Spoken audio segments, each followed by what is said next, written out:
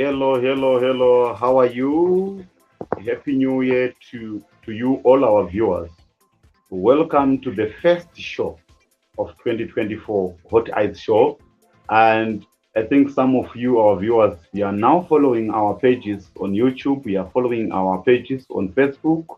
And you saw that our topic today is philosophical reflections on Karanga Traditional Religion. Don't forget to subscribe on YouTube. Don't forget to subscribe and follow us on YouTube and Facebook. You can write to us on the email appearing on the screen and or WhatsApp us. So the goodness of subscribing is that you won't miss any show. Whenever we will be having a show, you will get a notification. I want to thank you, all our viewers, for waiting. It has been 1 hour. We should have done this show an hour ago, but thank you very much for such a wait. And I hope those who are watching us live, you will be sending your comments. And today is like a mono show. I'm not giving any guests, so your comments I can address as we go further. And I think it would be very, very good to explain to the viewers who is Karanga or what are the Karanga. Because some people, they just saw Karanga Traditional Religion, and probably many people who did religious studies in their schools, when they start African traditional religions, they start them as a whole. But let me assure you, viewers, Africa is not a homogeneous region. We have our different and we have diversity throughout the continent. Even if you have to pick a single country, you find that there are differences. For example, in Zimbabwe, there is a main language which many people speak, which is called Shona. If you go further with that language, you would find that language has so many branches. Its main branches are 5. Among those 5 main branches, that is where you find one of the biggest branch among the Shona people is called the Karangas. So today we'll be reflecting on the religion of the Karanga people. Of course, I know it has a lot in common with other Shona people around and other African traditional religions, but we want to be reflecting particularly on Karanga Traditional Religion. I have the privilege that I am one of the Karangas, and the Karanga people are found in the southern part of Zimbabwe. They're also found in the south western part of Zimbabwe, and they are the majority. I think they constitute something like above 20% of the population of Zimbabwe. For some who have read about this Karanga Traditional Religion, if to say Karanga Traditional Religion is a bit difficult for you, just consider it as African Traditional Religion, because you'd find there are a lot of similarities. And the Karanga Traditional Religion, the way it is it's different from other religions. You know, many people, when they hear the word religion, they think that they should be a concept of a day. I once published an article with the Free Thinker magazine on the matter that the concept of date is absent in the Karanga traditional religion. How did I come up with this conclusion that the Karanga people does not have the concept of a god? Although many sociologists, anthropologists, and other people who wrote about the Karanga people, they claim that the Karanga people have the concept of God. That concept of God is called Mwari. But that concept, according to my own assessment and my own studies and my own reflection, is a smuggled word. I know some people might ask me, where did it come from? Don't ask me that. I don't know where the word Mari came from. So you can help me to find out where the word Mari came from. But how did I know that it is not a Karanga concept? Traditionally, Karanga people didn't have a form of writing which managed to make it up to this day. They might have it, but it failed to be promoted. So which means the vital concept of their knowledge, the vital concept of their religion is found in them, in their language, in their grammar, that is in idioms, in proverbs, in riddles, in folktales, in the names of mountains, in the names of rivers, and in the names of chieftains, and among other things. I did a linguistic investigation. I never found even a single proverb, even a single idiom, even a single riddle, even a single folktale, even a single name of a river, even a single name of a mountain or a bush, which implies or which have the concept of date. Then I asked myself,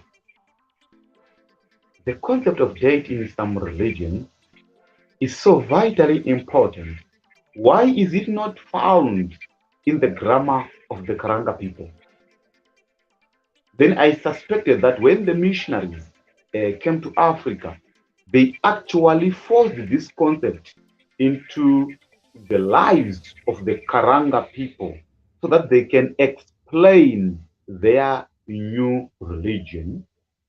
Yes, I do agree that the Karanga traditional religion is somehow animistic. And there is nothing wrong about being animistic, because I'm sure being animistic is a plus, especially when it comes to climate change and the preservation of the environment, because people who are into animism, despite them being demonized by probably Abrahamic religion, they are one of the people who are very friendly to nature. Because they don't just cut a tree willy-nilly. They don't just destroy environment. They see themselves in the environment. And that concept of seeing themselves in the environment is actually very scientific. If you ask those who are studying, especially evolutionary biology, they would tell you that in every living thing, you would find hydrogen. So if you would find hydrogen in every living thing, it means in one way or another, all things are connected and they should actually respect each other, regardless of the fact of human beings. They tend to be very anthropocentric. By anthropocentric, I mean that they think that things they have value in relation to the way they are viewed by human beings. If a mountain is said not to have a value by human beings, they think that it can be destroyed without even a thought. But the Karanga traditional religion has the respect for the environment. Which means if we are to be honest, we have to go back to that way of living. Of course, there are myths and realities about this religion. There are some of the things which I think they don't make sense. For example, uh, of thinking sometimes that those people who are long dead can consume beer because normally when they brew beer, and maybe I didn't mention it, I should have mentioned that beer among the Karanga traditional religion is a sacred drink. It's a pity nowadays beer is being sold because of capitalism. Everything has been commercialized. Long back then, it used not to be sold. It used to be a social drink where people can take while they're conversing. Probably they're settling an issue, or probably they're helping each other to plow, or they're helping each other to harvest, or they're celebrating a marriage, or they're celebrating anything. So it was a sacred drink. I think the same way wine has been taken by the modern day Christians. The modern day Christians, of course, they respect wine. It, yeah, probably some of the sects they don't. At least for the Catholic Church, they respect wine. That's why they use it in every mass. They take it as a sacred drink. They believe that when they do whatever they do the consecration and whatsoever, the wine changes into blood of Christ. But on the Kanaka people, they don't think that the beer changes into something else, but they think that it's a drink which unites them. They think that is a drink which actually makes their ancestors happy. Somehow, when they think that it makes their ancestors happy, somehow, all right. Why am I saying so? Many people they think that when they hear the word ancestor, they think of graves, which probably they don't know where are they today. Some people they think their ancestors are in graves. Let me assure you, your ancestors are not in graves. Your ancestors are not too far from you. Your ancestors walks with you each and every day. Why am I saying so? If we go where the remains of your forefathers were buried, we take those bones, we go for DNA tests, we check whatever is contained in them. Then we check your own DNA as a human being today. We found that everything which was in that so-called ancestor is still in you, probably due to evolution and adaptation. We just gained a little bit things. But your ancestors are the way they were in yourself. So when they say it makes the ancestors happy, in other words, they're saying it makes themselves happy. So it's self-worship, it's self-love. So, but many people never thought about that. We hear so many religions, particularly in Zimbabwe, the main religion here in Zimbabwe is Christian. They would actually convince people to think their ancestors were evil spirits. And they can claim that they can cast away your ancestors from you. That's a lie. You cannot cast your ancestors out of you. Your ancestors are part and parcel of your DNA. If you would want to understand this, study that traditional religion, especially in our case, the Karanga traditional religion. So sometimes I would laugh when I watch those televangelist pastors would say, I'm casting away the spirit of your ancestors. There's no way you can be separated from your ancestors. Your ancestors are in you and they will die with you.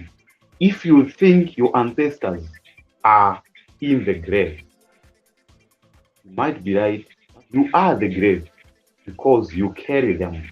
But in you, they are still alive. So you hear people in other religions, especially Christian, they would say, in my own language, Wakafa, Vanaza, Vanozia, those who are dead, they know, they don't know anything. They know both are in you. Remember, I am using the Karanga Traditional Religion for my reflection. These are actually philosophical reflections. And I hope you are learning something new which you never thought about.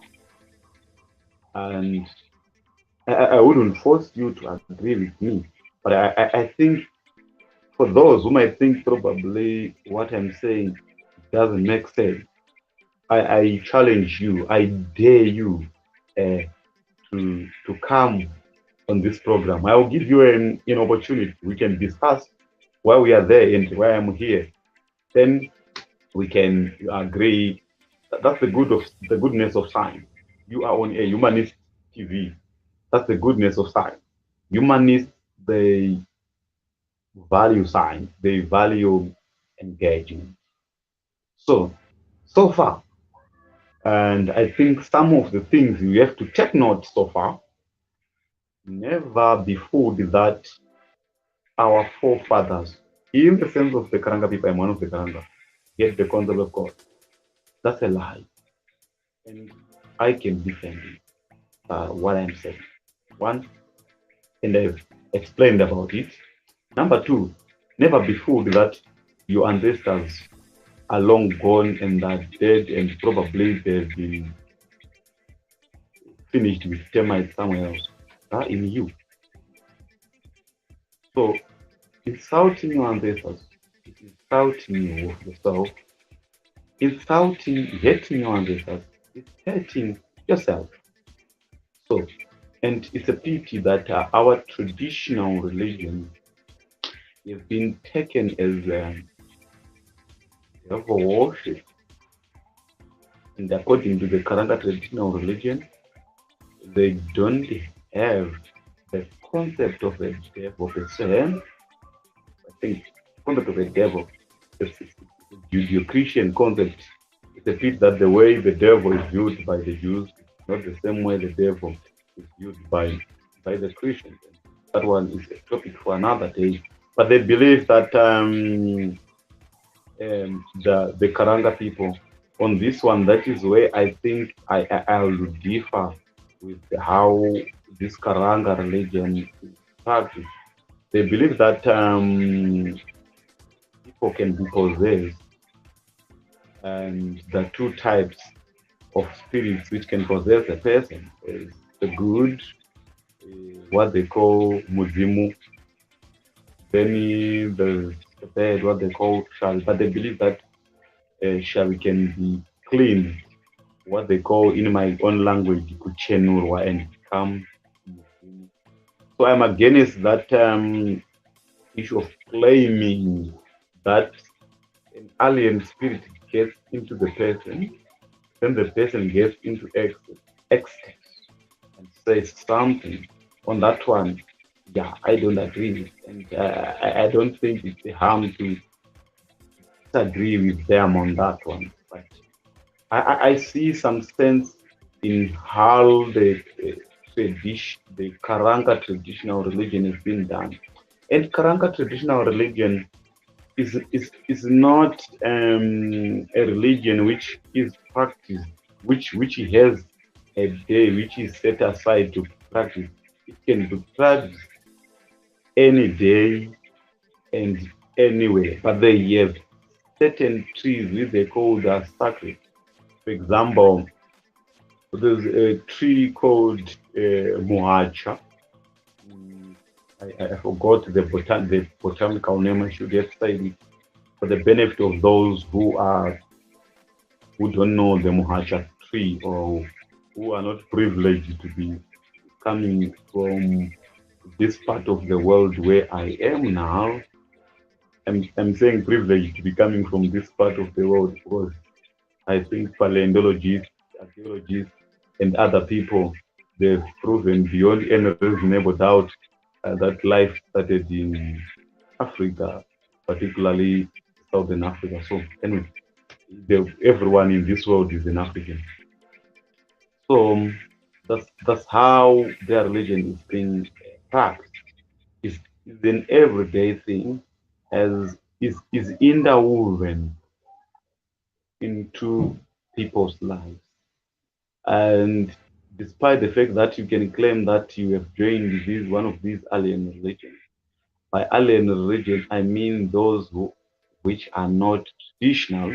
For example, one of the alien religions is Christianity, is alien to Karanga people. Judaism is alien to Karanga people.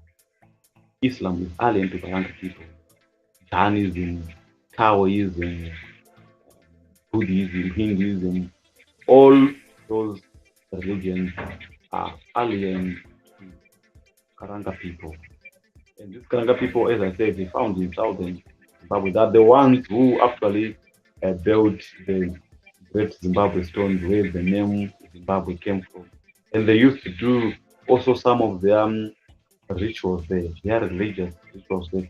I don't think it's good to call it a religion, but for the sake for the sake of better way of studying it, I think many people they've been calling it a religion. I think it's not a religion, but a way of living.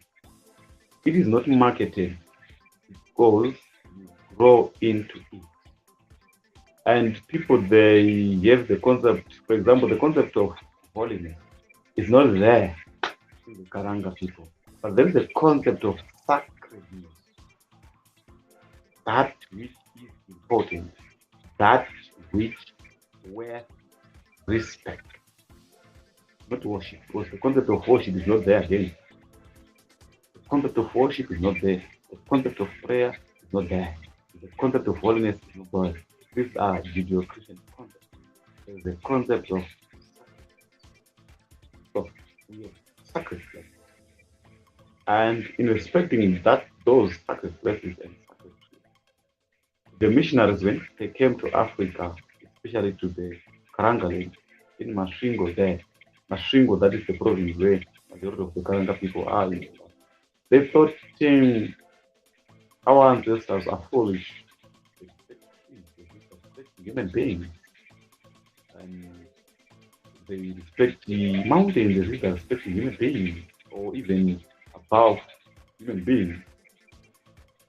I think that way of living in harmony with the environment is something which actually climate activists has to take seriously.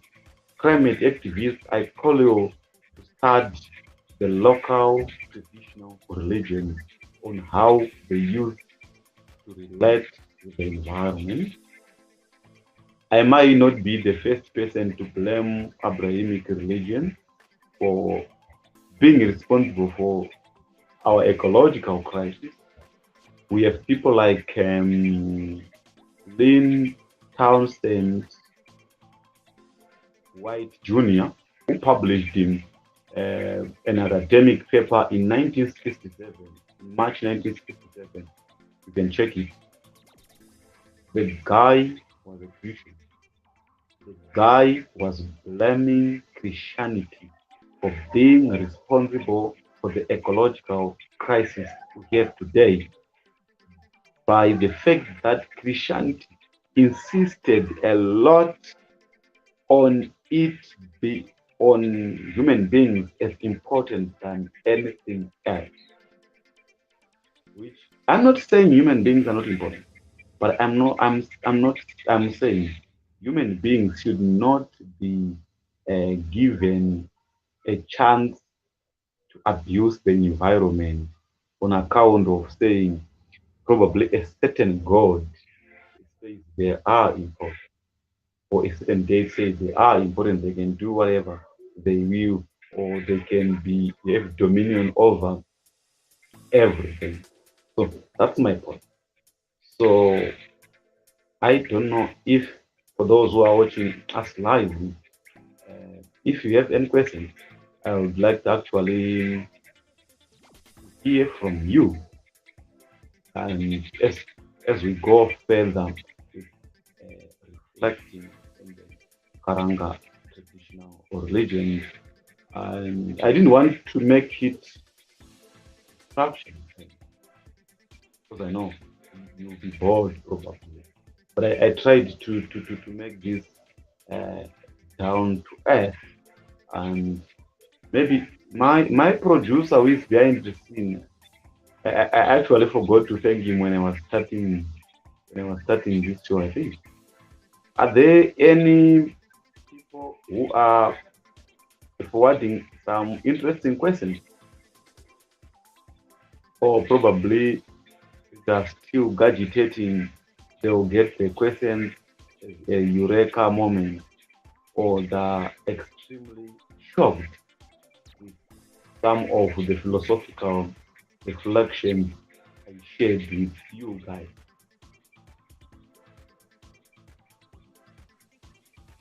It seems, let me see if there is anyone who has asked. All right, you told me that no questions yet. That's fine. We can still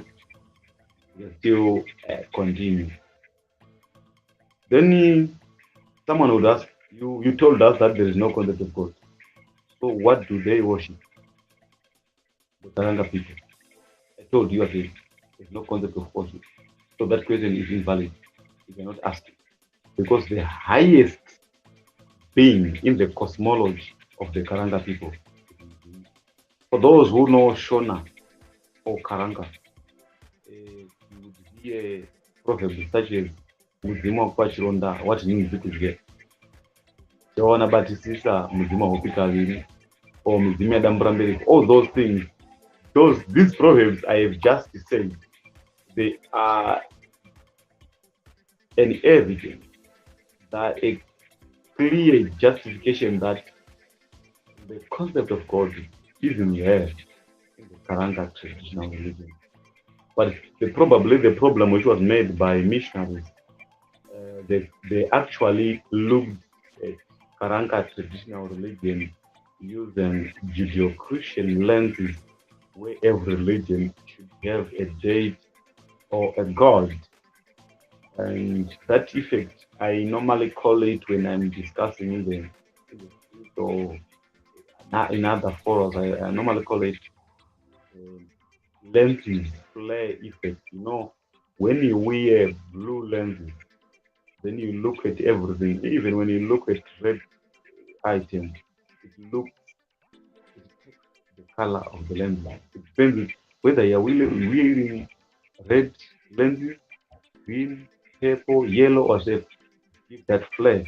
So I think that is what the missionaries who came to the Karanga land, who came to Masvingo, who came to southern Zimbabwe, thought, and then later on imposed it and say, look, there was a concept of God even before the missionaries came. I think the same trick was used by Paul, one of them Christian apostles, when he went to Corinth. He went to the place where the Corinth people used to worship, and he looked at the altars which were built for different gods, and he came to them one bigger altar, big one, which was written to the unknown God. And then Paul went on to the Corinth and said, I came here to preach that unknown God. I saw you wrote to the unknown God. So they were actually missionaries who came to Karanga. They actually came, explored the Karanga Traditional Religion. But unfortunately, in the Karanga setup, they actually built an altar and wrote it. I'm not saying they literally built an altar. Conceptualize it in your mind. So then they wrote it Mari, then they say, this is the highest of all, and stop whatever you're doing. Don't worship your ancestors, don't respect your ancestors. Of course, the Karanga people they were not worshiping their ancestors, but they were remembering them time and again. They were revering them time and again. So it was like a memorial, a way of remembering them, revering them, acknowledging and thanking them for whatever they left behind. Because without them, they wouldn't be here. And remember, they were in them. So it was of gratification. And having said this, I don't want this program to go beyond 30 minutes. This is the program, the first What Eyes Show of 2024. And we meet again next Sunday in our second What Eyes Show of 2024.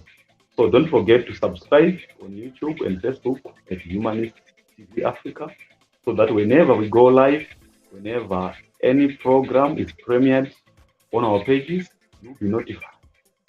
And if you want to be a guest, or if you have suggestions, you can write to us info@humanisttvafrica.com, or you can WhatsApp us. The number is appearing on the screen. Thank you very much for taking this time to listen to these philosophical reflections on the Karanga Traditional Religion. See you next time. Thank you very much. Thank you for the patience. I also want to thank Dennis, my producer, behind the scene. Have a good time in East Africa there. We will have a good time down here in Southern Africa, the cradle of humanity. Whether you agree with it or not, you don't have the privilege to go against me. You are behind the scene and I'm on the scene. Thank you very much.